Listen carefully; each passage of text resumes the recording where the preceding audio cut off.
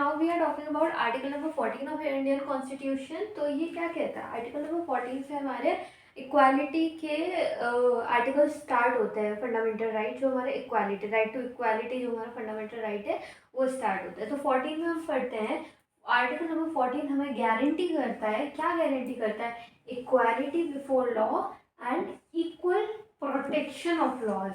कोई भी आदमी है, कोई भी इंसान है, वो लॉ के सामने इक्वल है। कोई फर्क नहीं पड़ता वो अमीर है, गरीब है, सुंदर है, नहीं है, ज़्यादा अच्छी हाइट का है, छोटा है, डॉर्फ है, लॉन्ग है, कुछ भी है, सबके पास क्या है? इक्वल प्रोटेक्शन है, इक्वालिटी है लॉ के सामने। और दूसरी बात आती है इक्वल प्रोटेक्शन ऑफ लॉ। सबके लॉ, सबकी लाइफ सब इम्पोर्टेंस रखती है और सबके लॉज की जो प्रोटेक्शन है वो इक्वली होगी, ठीक है, टू ऑल द पर्सन, सारे लोगों की, with in the territory of India, जो इंडिया की टेरिटरी में रिसाइड कर रहे हैं। अब हम इसको एग्जाम्पल से समझते हैं।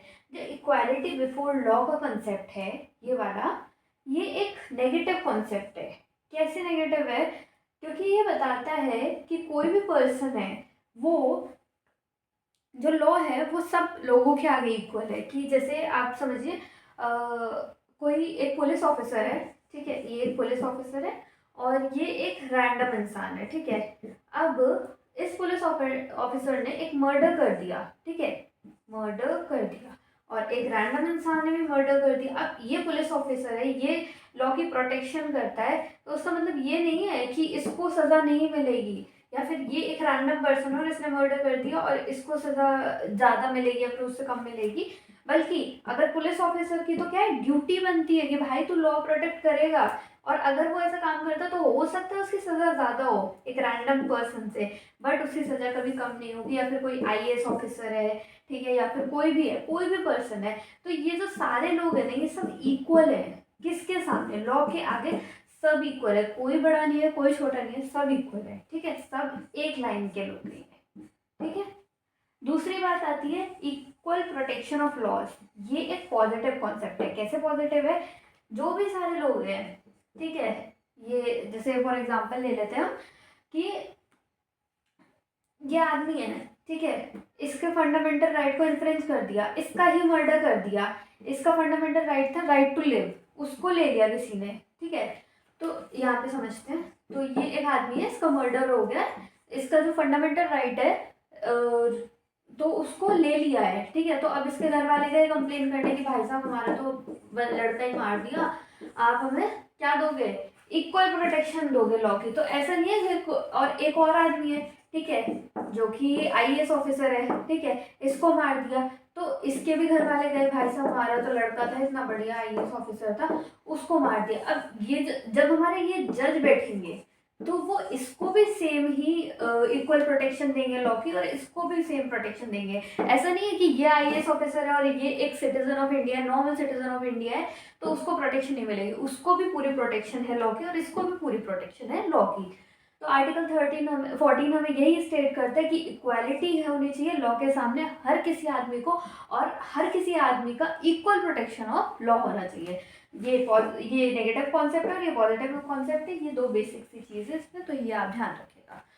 अब हम आर्टिकल नंबर 15 की बात कर रहे हैं। आर्टिकल नंबर 15 क्या बताता है, क्या स्टेट करता है? ये प्रोहिबिट करता है किसको? स्टेट को। स्टेट की डेफिनेशन हमने पढ़ी थी ना आर्टिकल नंबर 12 में, जिसमें क्या क्या था?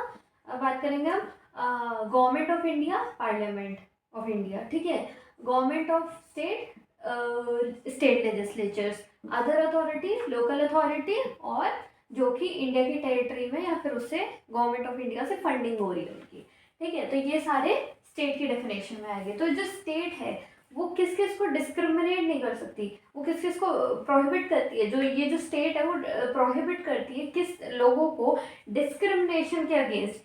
कोई भी सिटीजन या on the grounds of religion, race, caste, gender और प्लेस ऑफ बर्थ। क्या क्या है? कोई हिंदू हो, मुसलमान हो, जैनिज्म हो, सिख हो, उसको किसी भी बेस पे कोई भी उसको ऐसे डिस्क्रिमिनेट नहीं कर सकता। दूसरी बात आती है कोई भी उसका रेस हो, कहीं का भी हो, उस बेस पे उसकी कोई भी कास्ट हो, चाहे वो ब्राह्मण हो, वैश्य हो, शूद्र हो, खंडेल वालों, बनी हो, कुछ भी हो, कोई फर्क नहीं पड़ता, सबकी कास्ट है वो सेम है, इक्वल है सब लॉ की नज़रों में। कोई भी उसका जेंडर है, मेन हो वुमेन हो या फिर ट्रांसजेंडर हो या फिर उसका प्लेस ऑफ बर्थ हो।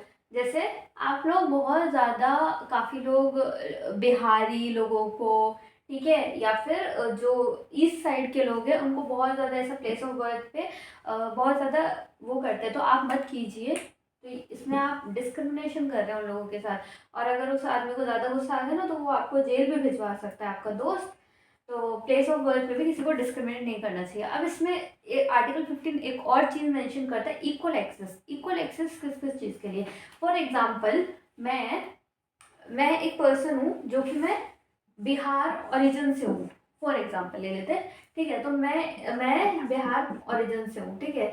और एक ये बड़ा सा सुंदर सा रेस्टोरेंट है, ठीक है। और इसका जो ओनर है, मैं ये मेरी गाड़ी है, तो मैं बोल रही हूँ कि मेरे को इस रेस्टोरेंट के अंदर आना है। तो ये बोल रहा है, यहाँ इसने बोर्ड लगा रखा है, बिहार ओरिजिन के लोग नॉट अलाउड, ठीक है। तो ये मुझे अंदर नहीं आने दे रहा। तो ये बंदा कर क्या रहा है? ये मेरे साथ डिस्क्रिमिनेशन कर रहा है on the basis of my caste, oh sorry place of birth. या फिर अगर मैं मुस्लिम हूँ या फिर मैं हिंदू हूँ, तो ये बंदा मुस्लिम है, ये बंदा हिंदू है, और ये बोल रहा है हम तो हिंदू लोगों को आने नहीं देते अपने रेस्टोरेंट में, तो आप बाहर निकल जाइए। तो ये ऐसे नहीं कर सकता मेरे साथ। तो मैं इसको क्या बोल सकती हूँ कि भाई मैं तेरे पे चार्ज लगा दूंगी, मैं तेरे पे रिट फाइल कर दूंगी, मैं पिटीशन लगा दूंगी कोर्ट में कि तू मेरा आर्टिकल 15 जो एक फंडामेंटल राइट है उसको वायलेट कर रहा है, उसको इन्फ्रिंज कर रहा है, मेरे को रेस्टोरेंट में आने दे।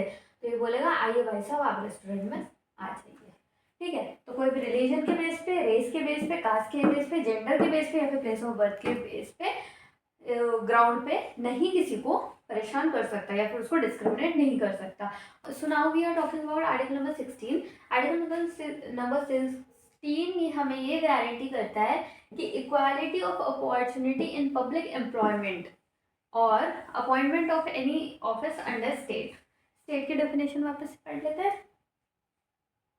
Government of India, parliament, government of state, state legislature, other authority, local authority, and within the territory of India, authorities under the territory of India or funded by government of India। ये सारी तो state की definition हो गई article number 12, ठीक है। तो हम आर्टिकल नंबर 16 पे वापस आते हैं, जो कि क्या गारंटी करता है? Equality of opportunity. सभी लोग, कोई भी है, मैं हूँ, आप हैं, हमारे पड़ोसी हैं, हमारे टीचर हैं, सबके पास क्या है? इक्वालिटी है। किस चीज़ की? अपॉर्चुनिटी की, इन पब्लिक एम्प्लॉयमेंट। कोई भी सर्विसेज, स्टेट सर्विस हो गई, नेशनल लेवल की सर्विसेज हो गई, या फिर कुछ भी हो गया, या फिर कोई प्राइवेट सर्विस भी हो गई, सब जगह क्या है? प्राइवेट सर्विस नहीं लगाएंगे इसमें। सबके पास इक्वल अपॉर्चुनिटी है। कोई ऐसे नहीं है कि हम किसी को डिस्क्रिमिनेट कर सकते हैं कास्ट के बेस पे। फॉर एग्जांपल, जैसे जो बढ़िया लोग होते हैं वो मोस्टली बिजनेस करते हैं, ठीक है। तो अब ये क्या है, एक बढ़िया जाता है, बढ़िया भैया जाते हैं अपने, कहाँ जाते हैं? आईएएस बनने के लिए। तो जो ये यहाँ पे जो गवर्नमेंट की लोग बैठे हुए थे, तो वो बोलते हैं अरे भाई तुम तो बढ़िया हो, तुम तो आईएएस नहीं बनोगे, तुम तो जाओ अपना बिजनेस संभालो। तो ऐसे नहीं, ये कास्ट के बेस पे डिस्क्रिमिनेशन हो गया, ठीक है। तो वो बोलेगा कि नहीं भाई, मेरे पास तो आर्टिकल 16 के अंडर, जो कि मेरा फंडामेंटल राइट है कि मेरे पास equality of opportunity in public employment, एक आईएएस बनना एक पब्लिक एम्प्लॉयमेंट है, उसके अंदर मेरे पास अपॉर्चुनिटी है कि मैं आईएएस बनूँ। और जो बढ़िया भैया है वो हमारे आईएएस बन जाते हैं, ठीक है। तो ये हमारा ये अपॉइंट, और इस स्टेट में भी इनका अपॉइंटमेंट होना चाहिए इनके ऑफिस के अंदर, तो वो भी इसमें आता है। तो हमारे आर्टिकल नंबर 16 ये था। ओके, तो हम बात करें आर्टिकल नंबर 17 की, जो कि क्या कहता है? अबॉलिशन होना चाहिए किस चीज़ का? अनटचेबिलिटी। अनटचेबिलिटी क्या होती है?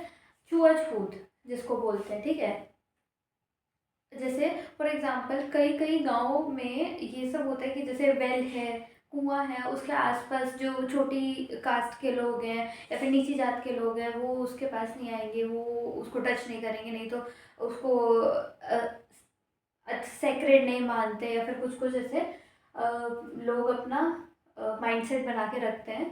Is not really good at all. और अभी भी कुछ तो गांव में, कुछ विलेजेस में ये प्रैक्टिस चलती है, बट जो आर्टिकल 17 है वो सारे इंडियन सिटीजन्स को पावर देता है कि अगर आपको कोई अनटचेबिलिटी प्रैक्टिस करे तो फिर आप इसके अंडर, आर्टिकल 17 के अंडर रिट पिटीशन फाइल कर सकते हैं, ठीक है।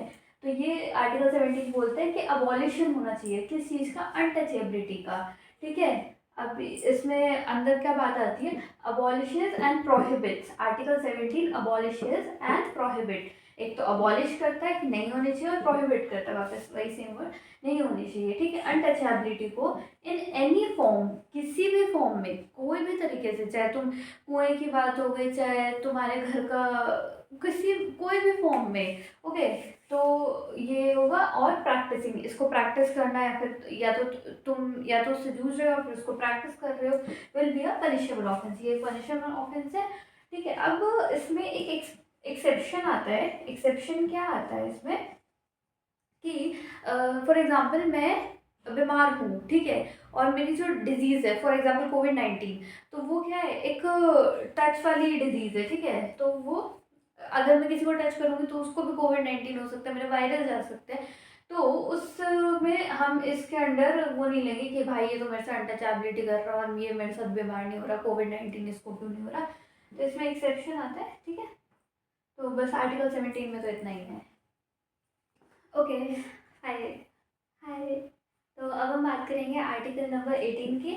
आर्टिकल नंबर 18 क्या कहता है, अबॉलिशन ऑफ टाइटल्स। क्या होता है ये टाइटल्स, क्या होता है, जब हमारा इंडिया इंडिपेंडेंट नहीं था, जब ब्रिटिश रूल के अंदर था या फिर ब्रिटिश इंडिया था, तब उसमें क्या हुआ था, लोगों को जो अथॉरिटी में रहते थे उनको टाइटल मिलते थे, जैसे गवर्नर जनरल हो गया, ठीक है, और या फिर और भी काफ़ी काफ़ी टाइप के टाइटल दे रखे थे सबको। तो ये जो आर्टिकल 18 है, तो इससे क्या होता है, इक्वालिटी नहीं आ पाती लोगों के बीच में कि मतलब कोई अथॉरिटी में या फिर कोई राजा का बेटा है तो राजा राजा बनना चाह रहा है तो उसको बस राजा ही बना के रखें, तो इससे क्या होता है, इनक्वालिटी आती है लोगों के अंदर। तो आर्टिकल 18 हमें इसी इनक्वालिटी से प्रोटेक्शन देता है, जो कि कहता है, आर्टिकल 18 प्रोहिबिट करता है स्टेट को। स्टेट हमने आर्टिकल 12 में पढ़ी थी ना, क्या क्या थी, गवर्नमेंट, पार्लियामेंट, ठीक है, गवर्नमेंट ऑफ इंडिया, पार्लियामेंट, उसके बाद गवर्नमेंट ऑफ स्टेट, फिर स्टेट लेजिस्लेचर, उसके बाद अथॉरिटी, प्राइवेट पब्लिक अथॉरिटीज़ थी, और फिर उसमें लास्ट था जो with in the territory of India या फिर फंडिंग हो रही हो गवर्नमेंट से। तो स्टेट का आर्टिकल 12 हमने एक बार रिवाइज कर लिया, ठीक है। तो वापस 18 में आते हैं। तो प्रोहिबिट करती है स्टेट को किससे, फ्रॉम कन्फरिंग टाइटल्स, कि वो टाइटल्स ना दे, कि किसी ने कोई राजा का बेटा है तो उसको ये नहीं बोलेंगे नहीं नहीं हमारी गवर्नमेंट ऑफ इंडिया बोल रही है, अरे ये तो राजा साहब है, ऐसे नहीं बोलेंगे, ठीक है। वो भी एक नॉर्मल सिटीजन की तरह ट्रीट होगा, ना ही उसको कोई टाइटल मिलेंगे,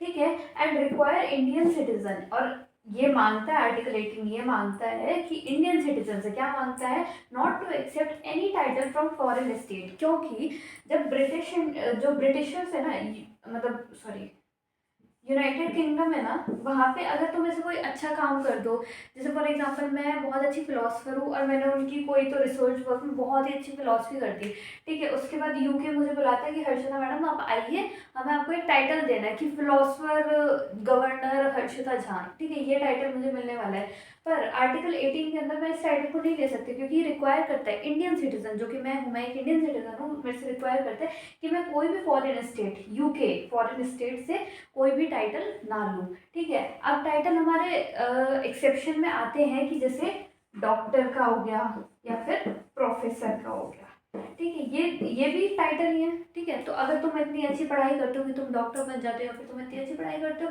पीएचडी करके प्रोफेसर बन जाते हो, तो फिर तुम इन टाइटल्स को रख सकते हो, एजुकेशन फील्ड में टाइटल्स को रख सकते हैं, ठीक है। This is all about right to equality. ये 14 कंप्लीट किया, 15 किया, 16 किया, 17 किया, 18, ये सारा कंप्लीट हो गया। अब इसके बाद हम राइट टू फ्रीडम पढ़ेंगे अगले वीडियो में। So that's all for this video and then take care, tata, bye bye.